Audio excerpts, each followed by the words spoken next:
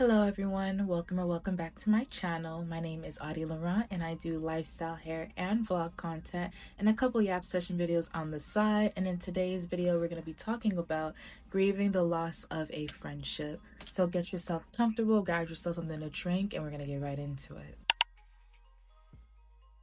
Losing a friend is the equivalent, if not more, harder and more heart-wrenching than a freaking breakup, because you could be friends with this person for years. You're not only friends with this person, you're friends with the family. Basically, you get to know that person. You could have went through grade school, college, and all of a sudden you guys are just not friends anymore. It can sometimes leave a hole in your heart. It really makes you think about life. Like, you were like this for at least 10 years, and then out of nowhere you guys just drift apart.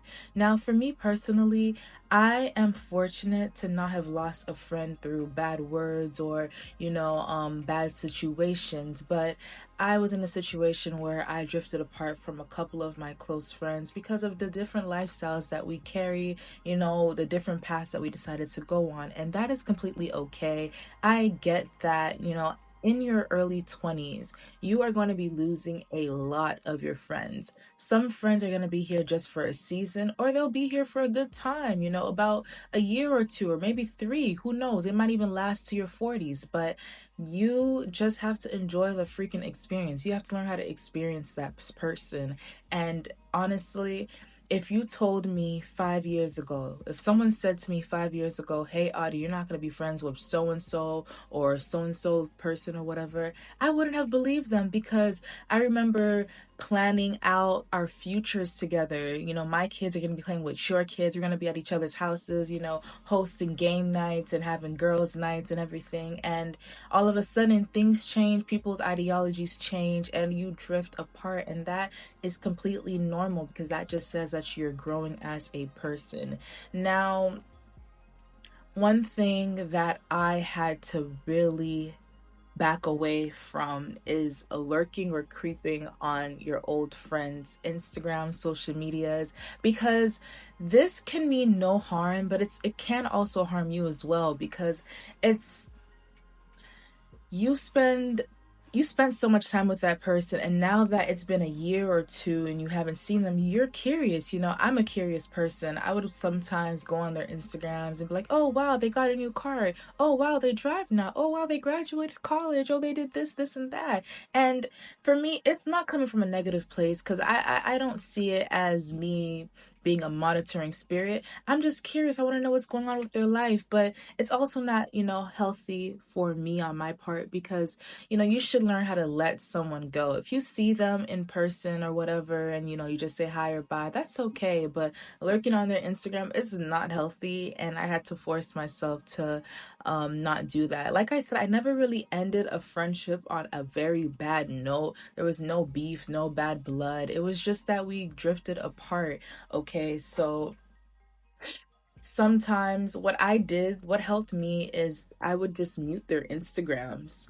And it's been working so far. I haven't really had the strong urge to, do a deep dive into their life, look to see what they're up to at the moment. It's just that if I see them in person, I see them in person. If I don't, I don't. If we cross paths, we cross paths. But I strongly urge you not to lurk on their Instagrams, because it only hurts you as well. Because sometimes, another thing I want to talk about is jealousy. It is normal to feel jealous that your friend is living, well, your old friend is living a new life without you, because in a way you kind of feel left behind, and you feel like,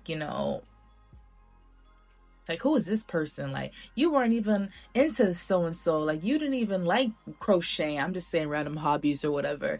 But you should allow that person to grow into whoever they want to be, whoever they perceive themselves as in that present moment, because you only know a past version of themselves. You can't force yourself to just you can't just expect them to stay the same just because they've moved on from you. You should allow that person to grow and be whoever the freak they want to be.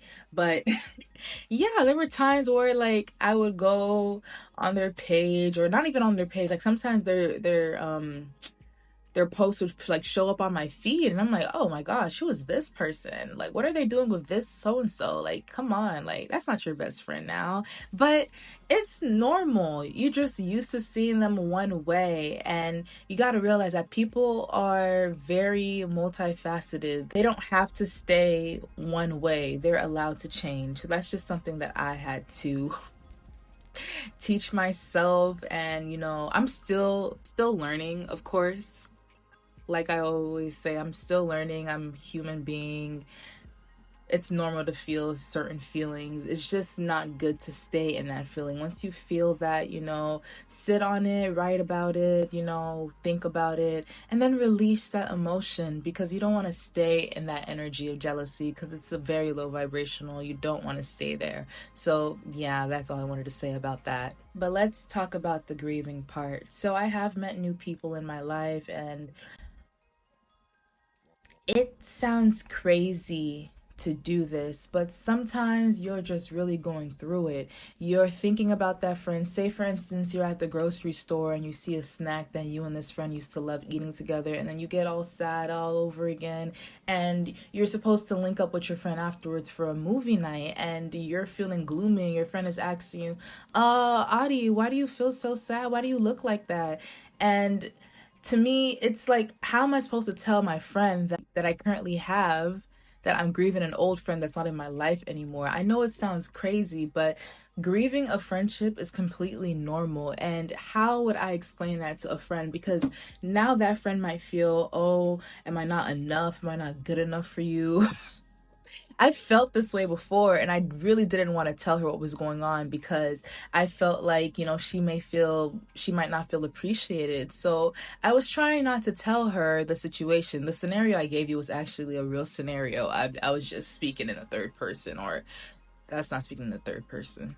I'm yapping right now, but I was telling my friend, hey, I don't want to make you feel a certain way, but I was at the store and I seen a snack and it reminded me of so and me and so used to love eating this snack, and I just started to feel kind of depressed because she's not in my life anymore. And my friend, I'm so lucky to have her. She was very understanding, and she said, Audie, I completely understand how you're feeling right now. It's completely normal. I'm glad that you were able to actually tell me the truth. And we talked about it, and I let her know how I felt about it, and I started to feel better after I released those feelings. I actually cried a little bit because we were friends for so long. We went through adolescence, we were friends, we went through puberty together, we did so much together. We were technically, like, I guess, sisters in a way. I would consider ourselves sisters because I don't have any blood sisters. So any girl or woman that was close to me throughout high school, I would have considered them my sister, because I just love a deep connection with another person, with another woman, because sisterhood is very important. But I cried it out, and that wasn't the first time I cried about it. I cried about it I cried about it for like months, and we stopped being friends like years ago, like probably 2-3 years ago. Now I'm kind of over it. I still love them from afar, because like I said, there was no bad blood, but going through that felt like it was worse than a breakup to me.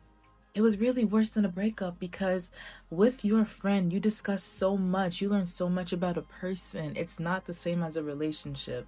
It's completely different, but that's just how I feel. I have a bone to pick with Google Photos, because I love Google Photos, because I can just upload all my pictures on there and delete them from my phone, and I save up on storage, and I have a lot of storage. But every time, it never fails. I'll be having a perfect day, I'm just editing videos or whatever, then Google Photos will be like, remember this day? And it's a flashback, a throwback picture of me and this old friend that I don't even talk to anymore. We're all hugged up or having fun, or we're just laughing or whatever, and it just brings me back. I'm a very nostalgic person, and I could be having the best day ever, and then Google Photos would be like, hey, remember this? Like, is this you? Like, are you, like, you remember this? Like, remember how that girl did that? And I'm like, why are you even reminding me? And it makes me want to delete the whole app altogether. So looking at photos, if looking at photos brings you back and makes you extremely sad, then I would suggest delete. If looking at photos makes you really, really sad and it just brings you into a depression, then I would suggest deleting those photos. I've come to a point in my life where looking at pictures of people that I no longer talk to no longer affects me. Yes, I might feel a little sad, like, I kind of miss her, or oh, I kind of miss him, but it's not going to bring me all the way down to a state of depression. I understand that people are meant to be experienced. You are meant to experience people. You're meant to go through life.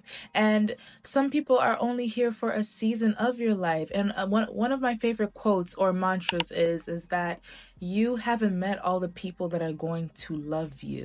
You haven't met all the people that are going to be your friend yet. And I have to keep telling myself that, Audie, you are only 23 years old. You've barely begun life. You've barely even started living yet. Most people start living in their 30s or 40s even. Viola Davis didn't really start her big career until she was like in her late 30s or 40s. So that's what I tell myself. You never know when that breaking point, when you never know when that time is going to come. So you have to just stay optimistic. Now, another thing that I want to talk about is going into spaces where you might find friends. Say you go to a pottery class or a baking class, or basically what I would do is, because a big shift happened for me in 2020 because I stopped going to certain, programs, stopped being in certain circles. I stopped really showing up because I wanted to branch out and meet different people and explore the world for myself and not for what people told me that I should be exploring. I hope that makes sense. I wanted to live life on my own and figure things out for myself. So around last year, I started going on Eventbrite, and I would find different events that interest me, and I would go and I would meet different kinds of people.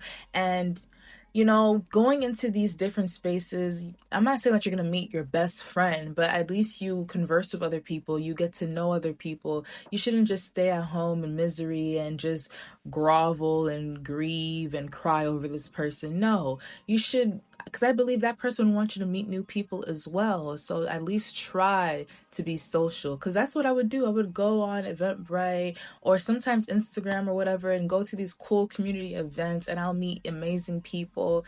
And like I said, they might not be your new best friend. They might not be, your thing one or thing two, but it's okay.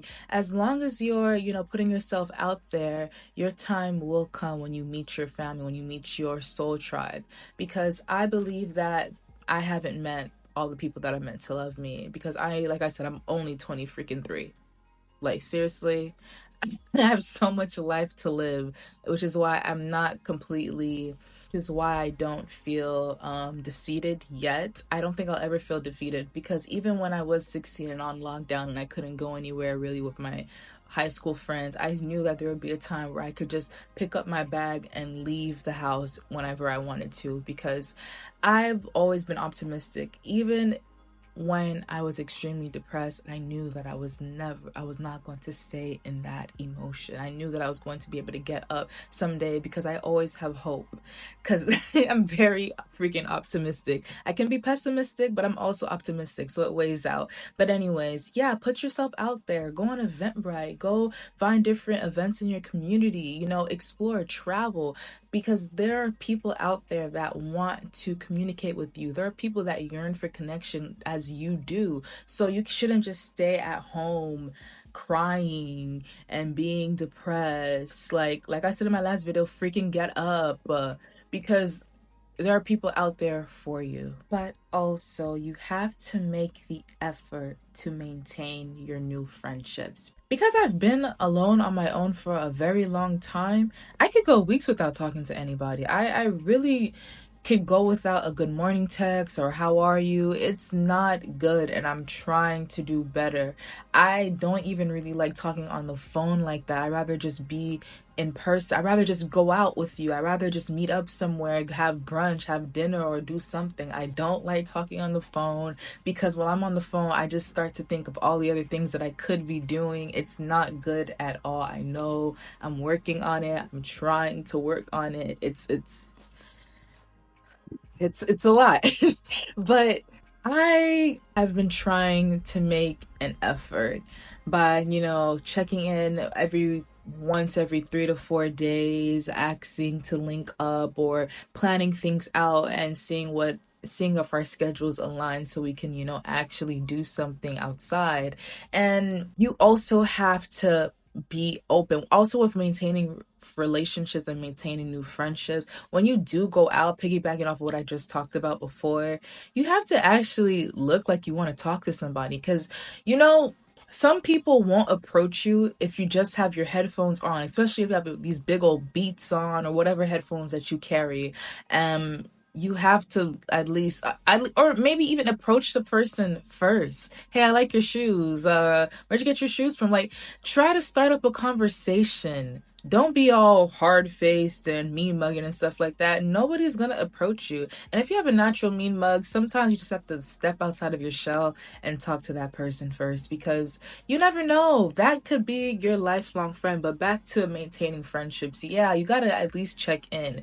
Try to check in. And I know as adults, we have work, we have school, we have college, we have extracurricular activities, we have different hobbies to tend to. So we just have to make the effort. You have to make the effort, or it's not going to work, because I am so used to not talking to people. It's very easy for me to go weeks without talking to anyone. So just keep that in mind, y'all. So in my previous video, I talked about how I am being intentional with my personal energy and how I choose to share my energy with others and who I share my energy with. Now, we have to be intentional with our friendships as well, because you can't just be friends with somebody just for the convenience. Oh, can you help me with so and so? Can you do this and that for me? If a friendship is not a barter system, it is a connection. It is a thread that's being formed between two different souls, and we need to look at friendships as a way of bonding, getting to know each other, actually getting to learn each other. A friendship is a relationship that you build over time, and some people, they see friendship as an extra person that's going to pay the bill for their birthday dinner. They don't see friendship as, oh, someone that you could cry with, someone that you can grow with. Are you checking up on that person? Is that person checking up on you? Are you the only one that's reaching out to this person? Now, I at times found myself, always reaching out to some people that used to be in my life, and it would never be reciprocated. Whenever we'd be talking on the phone, it would just be all about them. They would, rant and rave about whatever the freak they were, like, whatever was the hot topic of the week. And once they finished talking about what they had to talk about, then it would be like, hey, Audi, so how are you doing? And once I finally had the floor, I would say how I would be feeling, and the response back would be like, oh, okay, cool. Like, there wasn't an equal balance. I wasn't getting back what I was given, and I started to feel a bit depleted, and I kind of took some steps back because I reevaluated our friendship, and I said, this friend just might be using me so I could just listen to them speak, because some people don't really want a friendship. They don't want to build a connection. They just want to talk. They just want to talk. And I've met so many people like that in these last 3 years. It's absolutely hilarious meeting people that generally don't care about your well-being. They only care about themselves. And running into narcissists is quite normal. It's actually very normal to run into a lot of narcissists in your 20s, because that's why we have to be very intentional with our friendships. We have to actually try to build a connection. So you have to try to actually, like, why do I want this person in my life? Ask yourself, why do I want this new person in my life? Am I using them so that my birthday trip will be cheaper and the resort won't cost that much? Or do I actually want to get to know this person? Do I really want to learn this person? Do I want to grow with this person? So we really have to be intentional with who and what we're dealing with, because people are not toys. We're not Barbie dolls. We actually have hearts, we have brains, we have feelings, and you should want to learn that person because you're truly invested in that person. because a friendship is a relationship, and a relationship should have healthy attributes. You're not a bad person for wanting your friends to do right by you, to treat you like a human being, to treat you like you matter, because you do matter. You deserve the love of good friendship. You deserve to have that connection with someone. You deserve to be, happy with that person. In our early 20s, we are going to go through a lot of ups and downs. We're going to go through a lot of changes. And you just have to realize that some people are going to be here for a good time and some people are just going to be seasonal. And that is okay. Because, like I said before, we have not met all the people that are going to love you. And the end of one friendship is not the end of the world. Trust me. I've survived. Managing friendships in your 20s is very challenging, but it is achievable. So just stick it out. You're going to meet new people in your life, okay? Don't be sitting in your room depressed. Go outside. Meet new people, join different clubs. You will find your people, and the people you are seeking will find you. So if you enjoyed this video, please like, comment, share, and subscribe. Tell me how you're feeling. Drop your comments down below. I'll be glad to respond to them. I love talking to you guys. It really makes me feel that we have a community that is growing, and I love seeing you guys converse with each other. So yeah, drop your comments down below. Let me know how you feel about going through friendships, meeting new people, and I'll be happy to respond to that. So until next time, guys, bye.